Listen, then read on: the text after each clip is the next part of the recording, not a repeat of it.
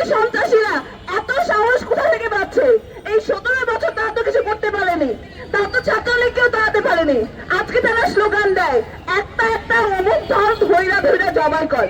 একটা ছাত্র সংগঠন কতটা সন্ত্রাসী হতে পারলে জবাই করার স্লোগান দিতে পারে?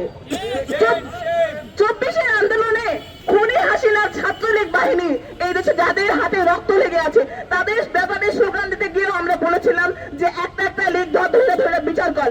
আমরা কখনো এই ধরনের সন্ত্রাসী স্লোগান দেয়নি, কিন্তু আজকে আমরা দেখতে পাচ্ছি এই সন্ত্রাসী ছাত্র সংগঠন ছাত্র দল তারা প্রতিটি ক্যাম্পাসে দেশের আনাচে কানাচে বিভিন্ন রাজনৈতিক দলের যেটি তাদের মতদর্শের বিপক্ষে যাচ্ছে তাদেরকে ধরে হামলা করছে, রক্তাক্ত করছে।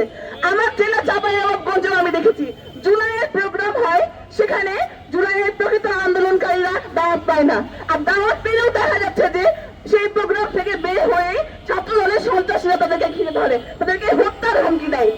এমন দেশ আমরা চাইনি।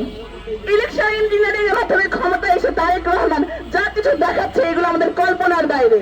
তারা নতুন করে ফ্যাসিস্ট হতে চেয়েছে, তারা হাসিনা হতে চেয়েছে, আর ছাত্র দল হতে চেয়েছে ছাত্রলীগ। আপনারা যদি আপনাদের এই ধরনের সন্ত্রাসী কার্যক্রম থেকে ফিরে আসেন, শিক্ষাঙ্গনকে যদি সন্ত্রাস মুক্ত না করেন, তাহলে ছাত্রলীগকে আমরা যেভাবে এই ঢাকা বিশ্ববিদ্যালয় সহ বিভিন্ন বিশ্ববিদ্যালয় থেকে বার করেছিলাম আপনাদেরকেও বার করে দিব।